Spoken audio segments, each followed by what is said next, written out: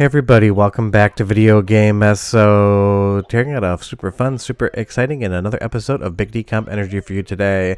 And it's all centered around our favorite console of all time, the Sega Dreamcast. That is because J.N. Martin has basically redone almost the entirety of the Super Mario 64 port based upon the Super Mario 64 Decomp.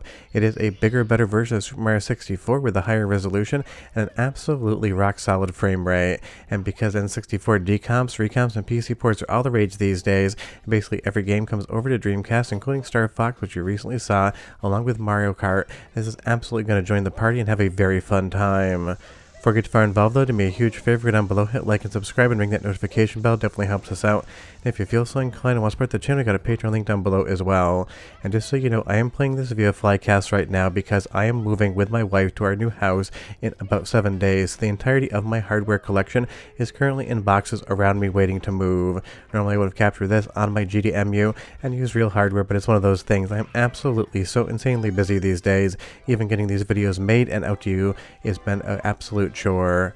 But that's how exciting it is to have something like Super Mario 64 ported over to Dreamcast. I absolutely have to talk about it, even if right after this I'm driving up to the new house to start filling some holes in the wall with spackle because we have a painter coming over.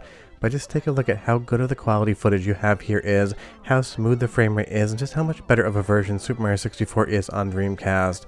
It's one of those things, the Dreamcast absolutely is way more powerful than N64, so you end up in a situation where you just basically have one of the best ports of the game possible not involving a modern PC. And that's absolutely incredible because these decomp projects aren't just for getting PC ports, they're also for porting to other hardware. And if you want to take a look at this one, I left a link to the GitHub description below, and there is now a new easy build tool, so you don't have to go through a bunch of Python scripts or use Linux to actually build them.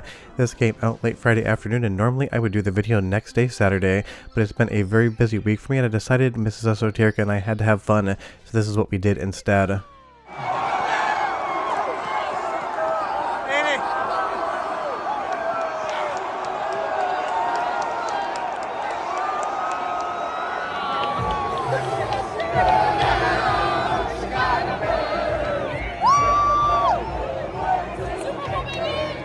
And that is why when everyone messaged me yesterday asking where my video on the new Super Mario 64 Dreamcast port was, I was actually at Soldier Field for basically 9 hours with my wife trying to stay warm and watching the Bears have one of the best comebacks in any sort of NFL game I have ever watched. And like I said, it's one of those things, the absolute insane busyness right now of what I've been going through, keeping these videos moving. It has been super challenging, but honestly it's been a lot of fun just trying to keep up with the news and make sure I keep bringing you guys a lot of excitement, because honestly a new port of Super Mario 64 to Dreamcast is one of those things. I absolutely love it.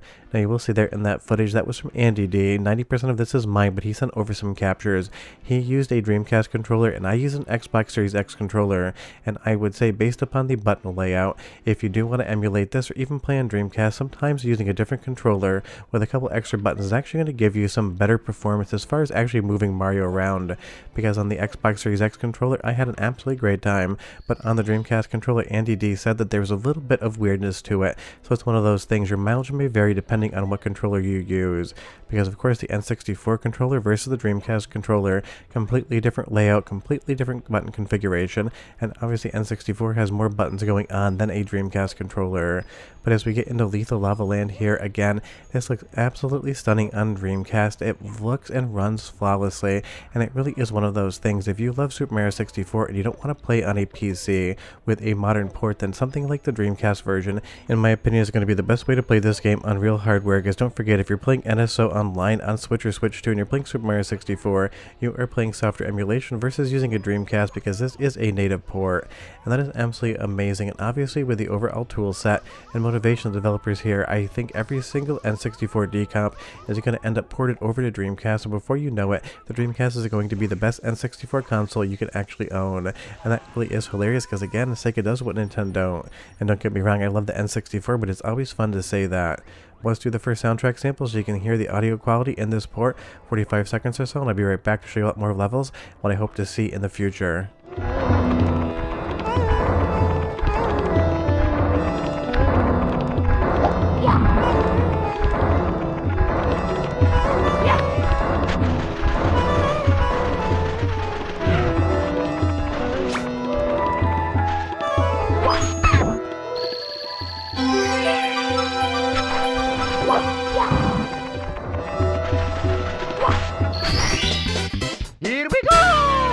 I mean, it looks like Mario 64, it plays like Mario 64, and it sounds like Mario 64, but I would love to see maybe in the future some 16:9 support come over to Dreamcast as well. It's one of those things. As soon as I have my new studio and game room set up, I'm going to try to play around and see if you can actually do VGA support on this one, because I really couldn't read in the notes whether or not it supported 31 kilohertz, and that would absolutely be fun as well to get that sort of rendering in the Dreamcast. But the fun part is, again, basically every single N64 decomp has made its way over to Dreamcast or is in progress, and I'm sure maybe by the end of 2026 you're going to have maybe a good 10 or so Nintendo 64 games running natively on Dreamcast hardware, and that is just a ton of fun because it gives you more ways to play the game, and every single development helps developers in the future not just port games but also learn things, because Falco Gurgis definitely does a lot of work in the background on some of the technology on Dreamcast and development, and even though this is a J.N. Martin port, Falco does a ton of stuff to get better performance out of Dreamcast, and honestly I think Dreamcast is going to have a very bright future in 2026 and beyond, because the amount of things they've learned over the last few years, the amount of things that you can actually do on Dreamcast now that were never able to be done before, is really going to open up this hardware to new developments in the future. And that is why ports like this are important. It's not just because you get to play Super Mario 64 on Dreamcast, even though that is wild, because the reality of the situation is there's so many different ways to play this game. Technically, on paper, you don't need another version, and people sometimes say, why do people spend their times doing this? That's because when other people are developing new Dreamcast games or new ports, they're going to be able to use this body of information to understand how the hardware works better and get better performance out of the system. Because we saw stuff like Grand Theft Auto 3 ported over to Dreamcast, and everyone thought that would be impossible, but now it works great.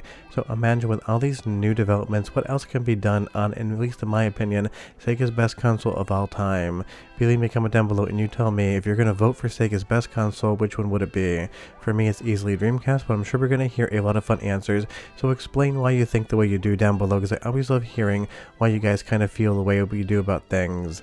But as we bring the penguin down here, we're going to give him back to his mother. We're not going to throw him off the edge, just because you definitely have to take care of that penguin. If you're throwing him off the edge, I wonder about you in real life. All jokes aside, I don't actually think that, but it's one of those funny things. And you can do two things with the penguin, and you get to kind of decide for yourself. But definitely bring him back to his mother, because that is the right thing to do with penguins. But other than that, I can't wait to get my new game room set up so I can play something like this on my 20-inch PVM. It's absolutely playing Super Mario 64 in a better frame rate, and it is one of those things again. The Nintendo 64 decomp scene is absolutely on fire, pun very much intended for that clip right there, and there's so many other projects in active development.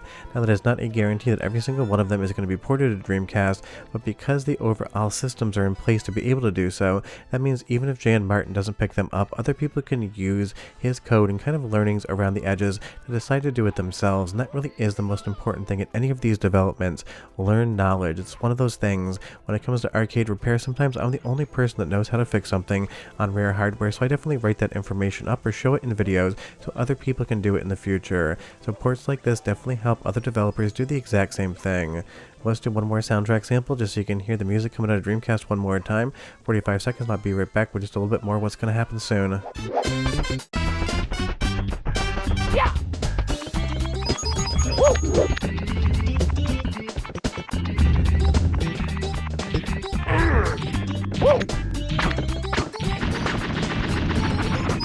Yeah. Woo.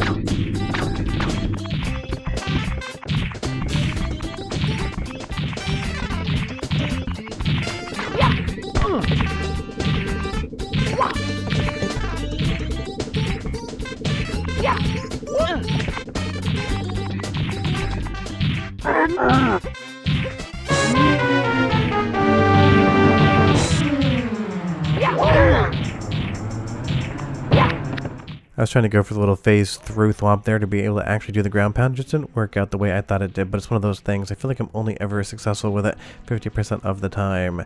Now, if you want to play this one, there is a link in the description below to the GitHub page, and now there is basically an auto builder, so as long as you give it the Super Mario 64 files that you own from your original cartridge, you'll be able to build this without actually going into any sort of dev environment having to do with Python or everything else like that. because I really feel like 9 out of 10 people were not being successful when it actually came to building these things.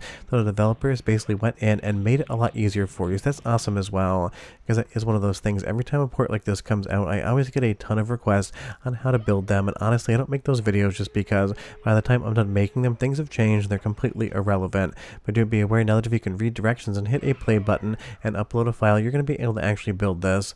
And I totally duffed that cannon shot right there and slid right back into the waterless moat.